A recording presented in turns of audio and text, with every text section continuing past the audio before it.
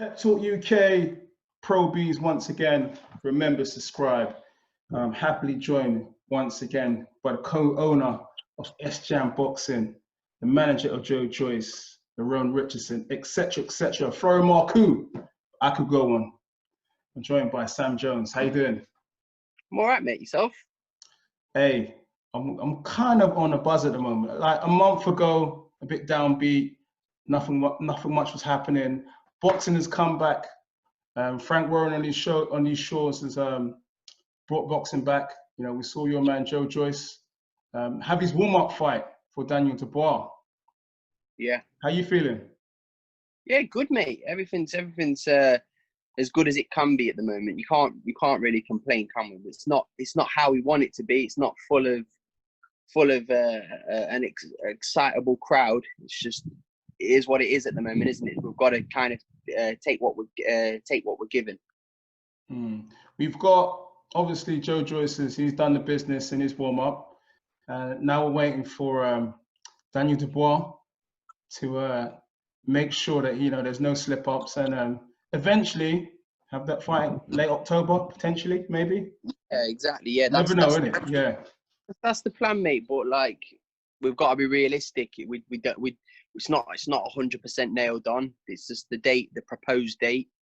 But we'll accept anything right now. It just is what it is. I'm not complaining, but that's the fight we want. That's the fight we've signed to do, and we just got to hope and pray it's going to happen this year. Yeah, I must admit, we did well to keep it under wraps last time about Joe's warm-up fight. Yeah. It's just I couldn't do anything because we couldn't mention anything because it's not fair. And the announcement for BT and Queensbury, because they put it together. So sometimes you got to just keep it zipped, don't you? Yeah, it's interesting that a lot of people are looking forward to this fight between Daniel and Joyce, and the whole build-up is leading towards quite a big fight that a lot of the fans will see as one of the biggest that could be made in the heavyweight division between British fighters on these shores. It's a massive fight, mate. Like to say, like I'm sick to death of talking about it, to be honest, because the fight is massive. It's a massive fight. Nobody wants to see Joe fight Wallish. Nobody wants to see Dubois fight Pfeiffer. They want to watch the two boys fight each other. But what people have to realise is that both boys, especially Joe, needed a fight because he's not been out the ring since last year when he last fought Jennings. So it was we're happy with we're grateful to Frank and Queensbury, George for getting Joe out. It's very important. And look, it's the fight that everybody wants, isn't it? It's the fight that everybody. It's the reason why the fight's happening. Joe. Two things. It's a great payday. It really is for both boys. So it's Joe's biggest payday, and it will definitely be Daniel Dubois' biggest payday. They're two great dance partners. You know what I mean? They needed each other for this monster fight. And secondly, the fans demanded it. The fans demanded it. So Joe said, "Look, let's do the fight." Has this delay in this fight coming around, has it impacted Joyce? Because obviously Joyce is, in boxing terms, is in the latter part of his career. I mean, does it favour Daniel more? I think you saw yesterday with Natasha Jonas. Don't rule out people plus 35 onwards, right? Do you know what I mean? Natasha Jonas 36 yesterday. What a performance! Uncrowned world champion. We'll get to that point in a minute. But no, Joe is fresh. He's very fresh. No, listen, everybody saw when he came back for his last fight. He'd obviously been eating a few cakes. He has. He's enjoyed his lockdown. He worked his arse off in Las Vegas. We spent a ton of money on it, and he enjoyed himself. He still ticked over, but listen, he ate a few custard creams. That's what he did. But he came back. He was his normal self. He was heavy-handed. He wasn't out of shape. He just wasn't in the shape he normally is in. Joe's a proper athlete, but I think everybody needs to blow off some steam every now and again. He got 4 weeks' notice for the fight, and we're very proud of what he did in there. Yeah, people always highlight more when Joyce takes a clean shot. Everyone's like, "Oh, Joe's got no defense." But what happened when Daniel Dubois took consistent rights and lefts the side of his temples against Richard Lartey. Why did nobody highlight that? Oh, Dubois got no defence. It's just because Joe is a bit more the George Foreman kind of style, but Joe's a proper athlete. And at the end of the day, people always highlight Joe's mistakes than they do any other heavyweight in the world. Joshua, when he fought Andy Ruiz, Joshua got no defence because he took 75 combinations to the face. Has he got no defence? It irritates me when people say, oh, he's got... Joe's a lot harder to hit than what people think is. I counted about 4 clean shots that he got hit with Wallace. And Wallace is not a mug. Wallace came there to change his life. But Joe disposed of him the same way Tony Yoka did, the same way F.A. Ajagba did. And Joe gets no credit, but when Joe fights the bar, a lot of people are going to have a lot of egg on their faces. Is it just part of being a notable heavyweight? Because all the heavyweights get criticism. I've noticed, you know. No, Joe gets the most criticism. Joe gets the most criticism. Come on, let's be honest. Every time Joe fights, oh, so slow, so slow. Well, somebody beat him then. Do you know what I mean? Somebody, oh, Joe, he's going to highest level. He's going to get found out. Like, listen, we'll see. Do you know what I mean? We'll see. Hey, you mentioned Natasha Jonas versus Terry Harper. Great fight. The headlines fight camp last night. Amazing fight, mate. Amazing fight. I wish women's boxing would have 3-minute rounds, but amazing fight, mate. I was so impressed, and I'm a massive fan of Terry Harper as well. I think they're just the two of the nicest girls you'll ever meet. Terry Harper is a class act, really is a class act. Natasha, I know personally, so I did want her to win because I thought she had 30, and her story is amazing, and she's the uncrowned world champion. I was annoyed afterwards because I just think, I hate the saying in boxing, I tweeted about it, I hate the saying, oh, you've got to rip the belt away from the champion. No. How about we just have a sport where if you win, you fucking win. Do you know what I mean? It's irritating. If you win, the winner should win. It's annoying. We're the only sport in the world where you have to win a certain way to win. No. How about the winner just wins?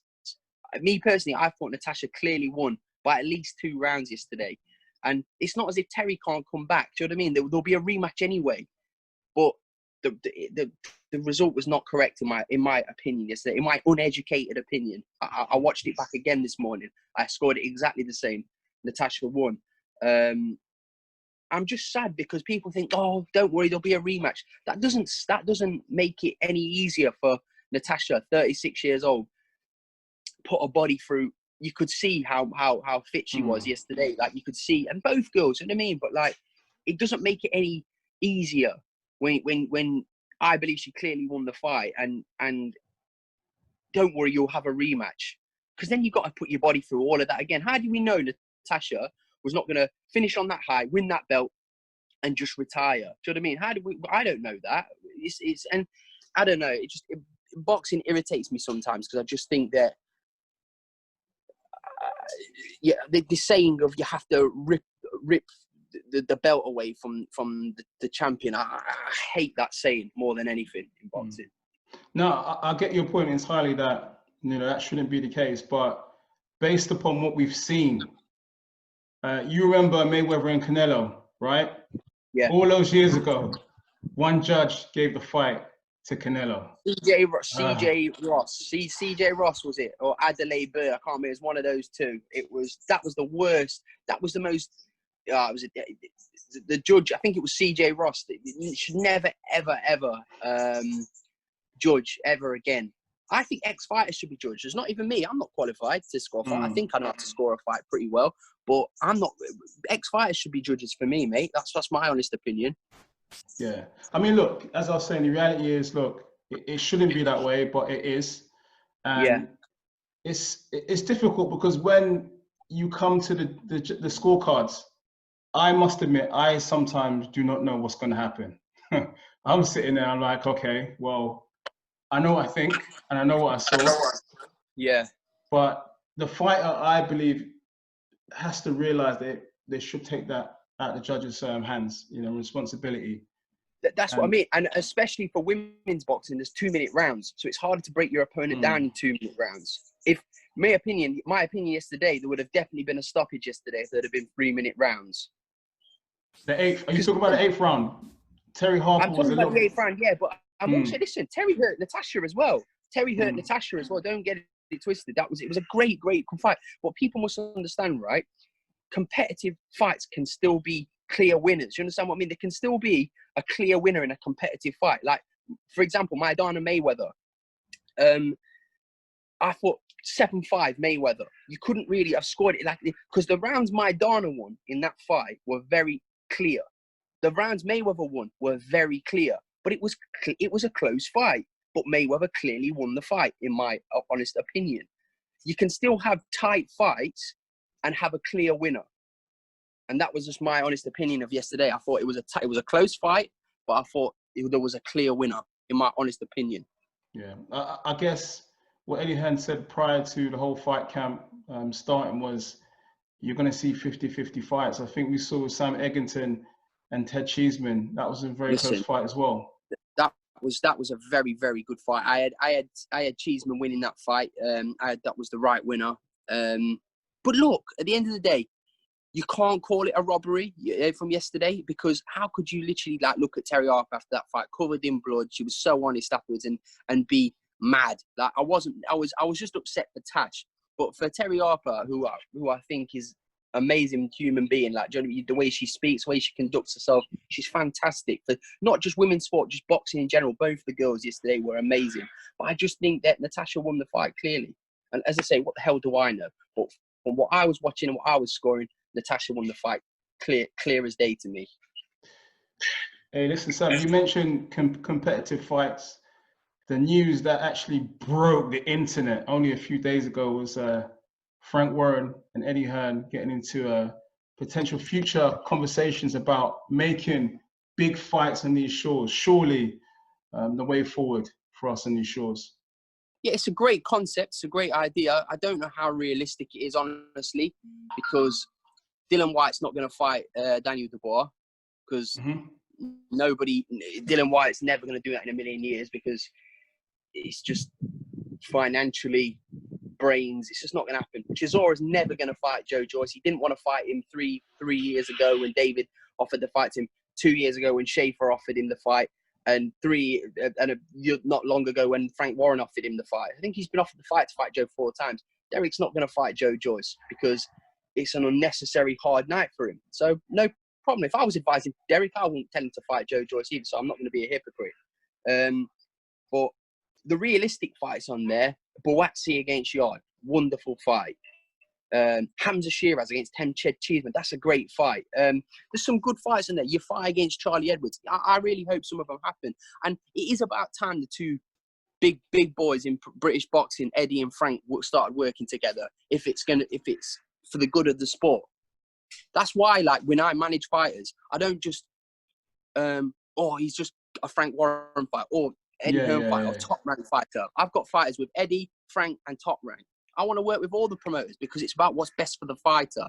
And those two guys who are at the top of British boxing, Frank and Eddie, working together is only going to improve the sport and be good for boxing. And it's long overdue, to be honest with you.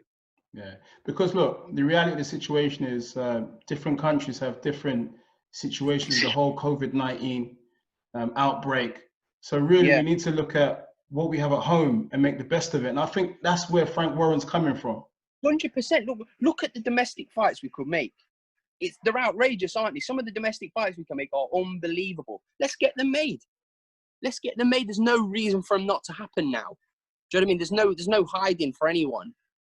I mean, I'm all about, right, if it makes financial sense and it's good for the fans, good for sport, the fight has to be made. There's no excuses now. Especially now. There's no hiding and there's no excuses for these fights not to make that. You fight against Charlie Edwards, there's no reason why that fight shouldn't happen. Do you think, honestly, Frank Warren and Eddie Hearn, can you see them really finalizing big fights? Because Eddie Hearn's kind of come across that, look, we're doing our thing, fight campus. Yeah, it kind of seems like that. I mean, do you honestly see, some form of compromise and agreement between the two? Do you want me to be really honest with you? No, I don't, if I'm honest, but I'm hoping that I'm wrong. I'm hoping I'm wrong. And because, look, Eddie believes he's number one, right? he's number one, and he believes that Frank's reached out to him to basically not help him out, but like, I don't know, like it's more like a publicity.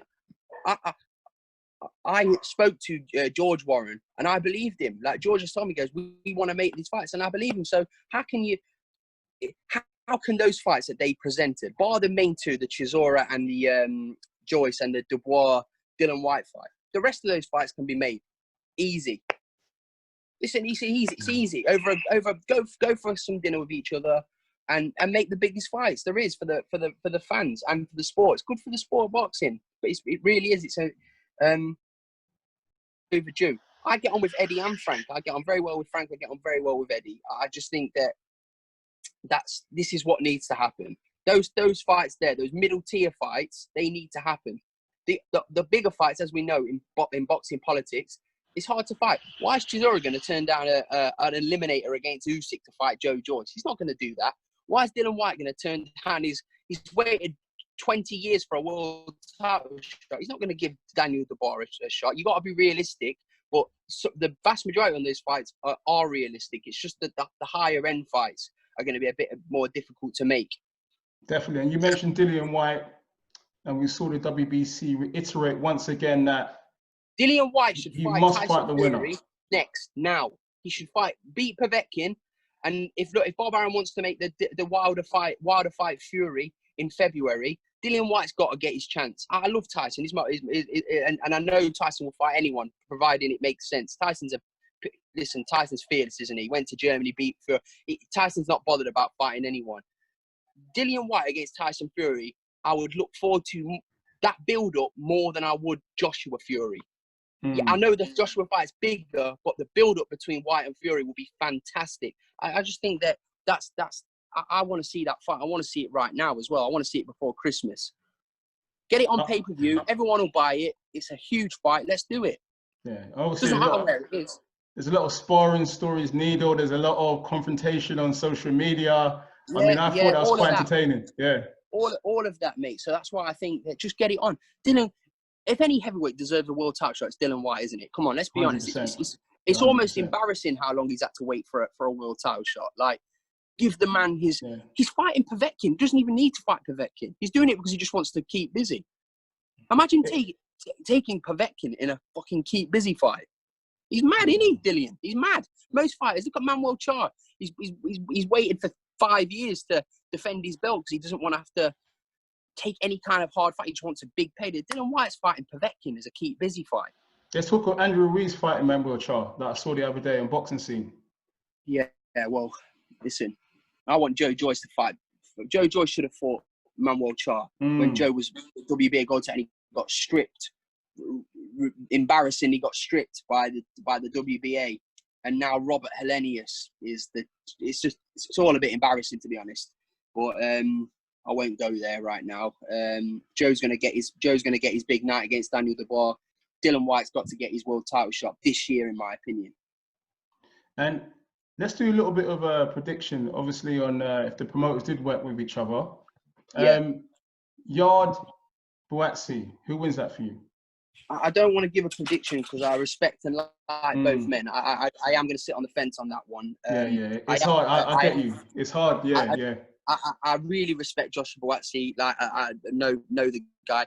I really like Tunde and I really like Anthony Yard. So I don't want to give. I just think that is an amazing fight that needs to happen. So I don't. So. Move that one out. Hey, next one. I do that all the time. I have to always sit on the fence. Usually sit on the fence. I'm known for not sitting on the fence. I don't usually sit on the fence, but I am on that one because I don't think it's fair or right for me to give a prediction on that. I just think that wonderful fight, two amazing guys.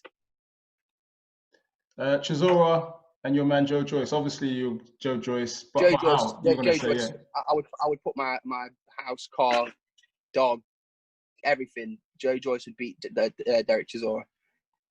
But do you not think Derek Chizor, in fairness to him, he's looked mega bucks in his last few fights. He's looked great. Who's he boxed though? Who's he boxed? impressive price and Spilk and stuff, but it was impressive David performances. Price had a few weeks' notice, and David's at the latter stages of his career. He's had a lot of hard nights in boxing. Arthur Spilker has been, his chin's just non-existent.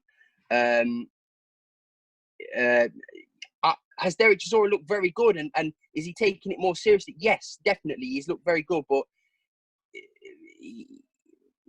Joe Joyce would beat Derek Chisora. I would put everything I owned on that. But I'm a big fan of Derek. I always have been. I've always been a Chisora. I've always been a Chisora fan. Been great for British boxing. He's exciting. He's funny. He's entertaining, and I wish him well against Usyk. But Joe Joyce would beat Derek Chisora, mate. People, you get your casuals going, Joe's slow. Chisora would beat him. Just because he knocked out Arthur Spilker, Chisora's all of a sudden turned out to be a huge puncher. Anyway, that's just my opinion. Finally, what about, obviously, look, it's not going to happen. Dubois and Dillian Whyte on the poster that was online. Dillian Whyte would beat Daniel Dubois, mate. And how would that be by stoppage? I think he's stop him. I think Dillian will stop him. You're talking about tried and tested #1 contender. Do you know what I mean? Beating Joseph Parker, who I rate very well, hurt Joseph Parker. You never really see Joseph Parker hurt in fights. Dillian hurt him. Faced adversity. He got hurt himself. Dillian's got grit. He's got an underrated boxing ability. He's tough. He's got a good chin. He's powerful. Brilliant left hook. Yeah, mate. Dillian would beat Daniel Dubois.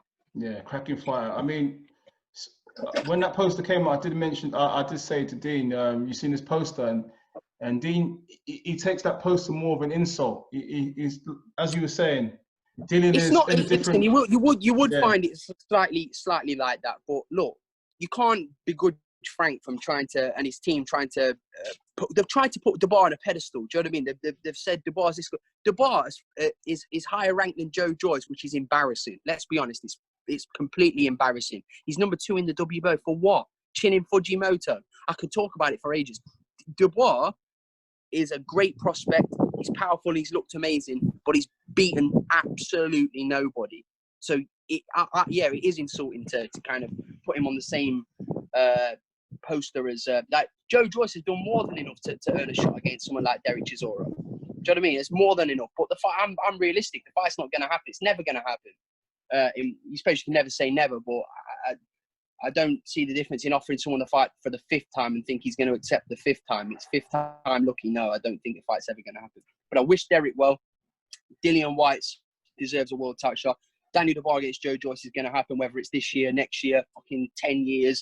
Joe will be 120 years old and the fight will happen then. Hopefully the fight happens very, very soon. Hey, Sam, it's always a pleasure to buck up, man. Hopefully we get to do it in real time, real soon, man. That's all I'm saying, man.